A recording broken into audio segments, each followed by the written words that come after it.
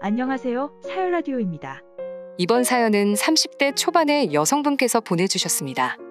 좋은 남자를 만나 3년 연애 끝에 결혼하게 되었지만 막말하는 시부모님 때문에 결국 폭발한 사연입니다. 무슨 일이 있었는지 지금 바로 알아보겠습니다. 안녕하세요. 남편 잘 만난 줄 알고 좋은 남자인 줄 알고 3년 연애하고 시집 온 30대 초반 아줌마입니다. 지금은 예쁜 딸내미 엄마이기도 하고요. 어제 10분 거리인 시댁을 갔다 왔는데 드디어 참다 일을 냈습니다.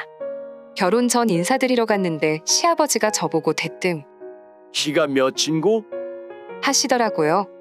그래서 제가 170입니다. 그랬더니 아이고 크네.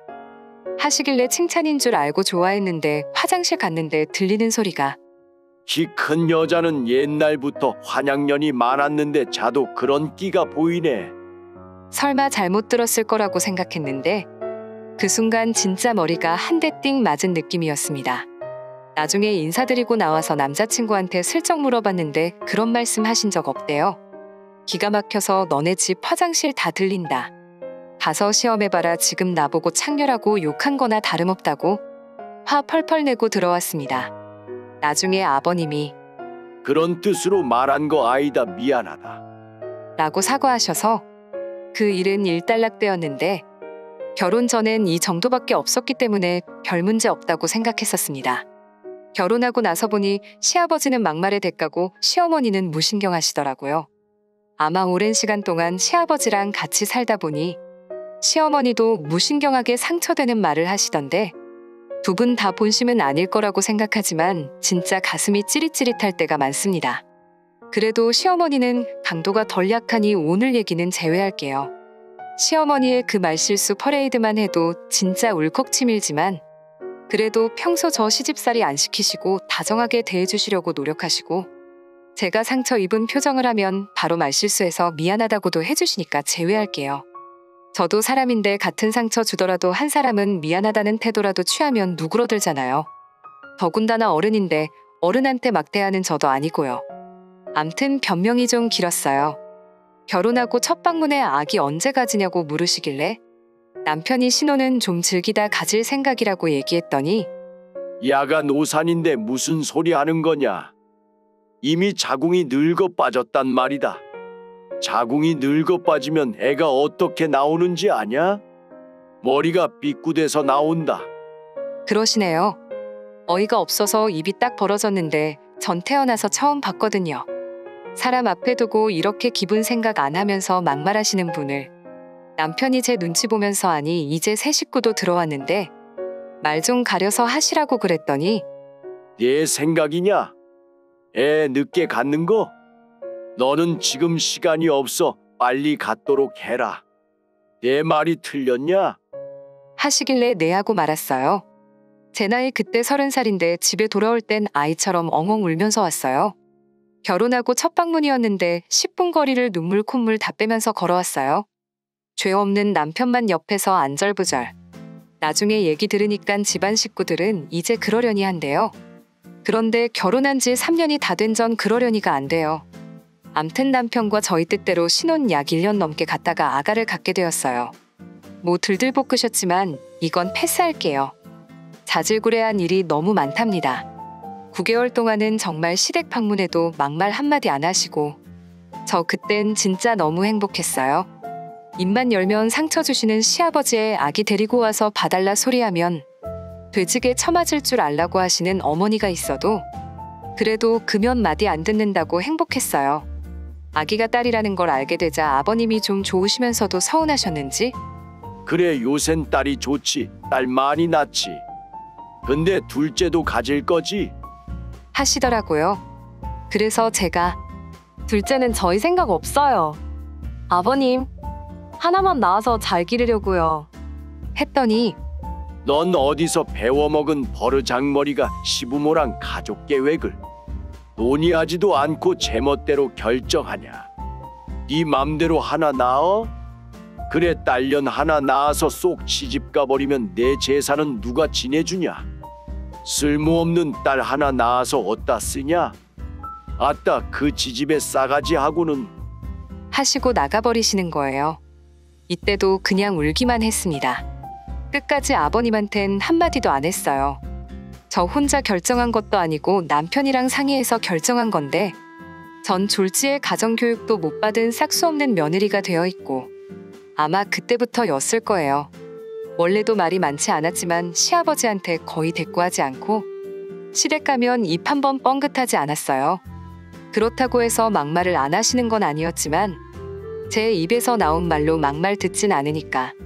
아기 낳고도 아기가 못생겼다는 둥, 결혼식에 왔던 선배 닮았다는 개소리에 애가 누굴 닮아서 발육이 늦네, 침을 흘리네, 매일 저희 집에 와서 사셨을 정도이니 매일 듣다 시하는 그런 상처되는 말들. 저도 무던하게 넘어가는 스타일이 아니고 하나하나 다 상처받는 예민한 스타일이라 진짜 일주일에 3일은 남편이랑 미친 듯이 싸우고 4일은 울면서 혼자 잠들었네요. 남편은 처음엔 아버지한테 하지 마라, 왜 그러냐 이러더니 나중엔 소가 닭 보듯 구경. 그런데 한편으로 이해도 돼요. 남편은 평생 저 모습을 보고 자랐을 테고 본인이 말해봤자 안 고쳐진다는 것도 알 테고요. 그렇다고 어른이 말로 상처 준다고 연 끊자고 할 수도 없고요. 그런데 저는 미치겠는 거예요. 이혼 얘기도 나올 정도로 입에 오르락내리락. 더없이 좋았던 부부 사이도 아버님의 잦은 방문과 더불어 점점 악화되어 갔고요. 처음엔 내 편 들어주고 미안하다 대신 사과하던 남편이 점점 지쳐가고 저도 지쳐가고요. 저라고 뭐 매일 힘들게 일하고 온 남편 붙잡고 오늘은 아버님이 이랬어 저랬어 시시콜콜 이르고 싶나요?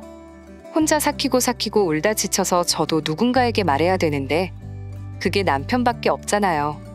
그걸 누구한테 말하나요 대체? 그땐 우울증 초기 증상까지 올 정도로 심각했었습니다. 그나마 제가 출산휴가가 끝나고 회사를 다시 나가고 아가를 친정엄마가 봐주면서 방문이 멈췄고 그리고 나선 저희 사이도 다시 나아지기 시작했고 아버님 얼굴을 보지 않으면서 제 우울증도 많이 나아졌고요. 이제 도저히 못 참겠다고 느낀 건 그래도 그동안 바보같이 멍청이같이 참았던 게 제 가족에게 막말은 안 하신 거였는데 어제 시댁 방문을 했어요. 아가는 못 데려갔고요.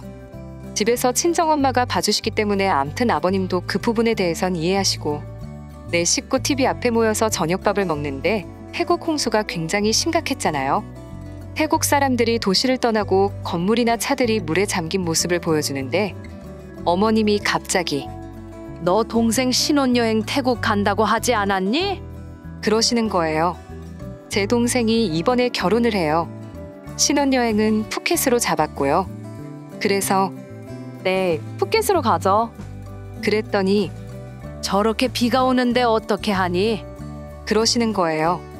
그러니까 남편이 뭐 날짜도 많이 남았고 저긴 수도고 처제 가는 데는 거리도 멀리 떨어져 있는데 뭐 여행사에서 문제 있으면 알아서 해주겠지. 그랬더니 아버님이 그러니까 멍청하게 여자들이 신혼여행지 잡고 그러면 안 되는 거야. 여행지 내 동생이 잡았지. 신혼여행 저런 대로 정해서 남편 잡아먹는 연소리 듣고 그럼 안 되지.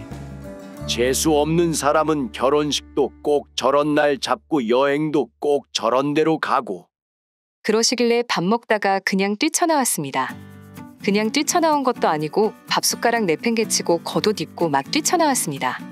근데 눈물이 안 나오고 속이 시원한 느낌이에요. 물론 남편은 바로 집에 와서 손이 발이 되도록 저한테 빌었습니다. 무슨 죄가 있냐 싶기도 해서 이제 좀 딱하기도 합니다. 시어머니나 시아버지한테 전화가 간혹 오는데 안 받으려고요. 이제 다시는 남편한테도 말했어요.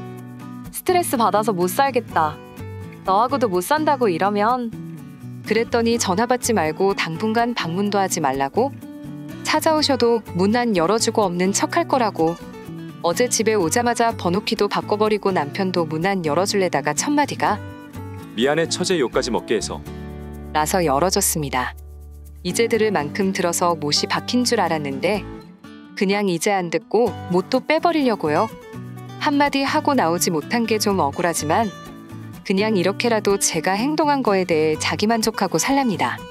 사과는 죽어도 안 할 거예요.